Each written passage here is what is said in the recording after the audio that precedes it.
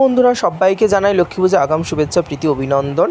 তো দেখতে পাচ্ছেন নারকেল ভাঙা হচ্ছে। আমাদের বাড়িতে লক্ষ্মী ঠাকুমা ওঠে, একটু বড় করে লক্ষ্মী পুজো হয়। তো এদিকে আমি মঙ্গল ঘরটা সুন্দর করে সাজিয়ে নিচ্ছি। মঙ্গল ঘটে দিলাম ওর ভেতরে ছোটো ছোটো যে চারটে, ওইটাকে মঙ্গল ঘট বলে। ওতে দিয়ে দিলাম একটা হলুদের গাঁট, সিকি টাকা, একটা সুপারি, পান, ব্যাস এইটা দিয়ে চারটে সাজিয়ে নিয়ে ওটা লাল আচ্ছাদন দিয়ে ঢাকা দিতে হয়।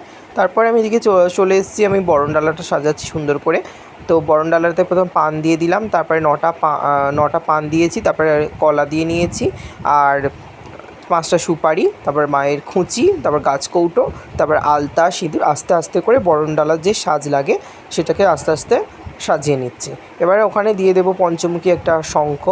তো এবার সিঁদুর দিয়ে একটুখানি সুন্দর করে সাজিয়ে নিচ্ছি, এটা 5টা করে ফোঁটা দিয়ে। তো তোমরা দেখে বলবে কেমন হয়েছে, যে ওতে 5টা কড়ি দিতে ভুলে গিয়েছিলাম কুঁচির ভিতরে, তো ধান আর কড়ি দিয়েছিলাম।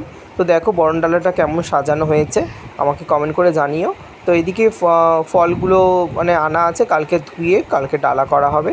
আর এদিকে মায়েরা ব্যস্ত, আমরা যেটাকে ছাপা বলি, ওটাকে অনেকে রস করা বলে, এটা রস করার পাক দেওয়া হচ্ছে, নারকেল আর নাড়ু হচ্ছে। আর এদিকে আমার ভাই মানে কাকার ছেলে, সে খুবই ভালো পারে আলপনা দিতে, সেজন্য আলপনা দিতে ব্যস্ত। দেখতে পাচ্ছ ওই পদচিহ্নগুলো আমি করেছি জানেন, লালগুলো, আর বাদবাকি ও সুন্দরভাবে সাদাগুলো ফুটিয়ে তুলেছে।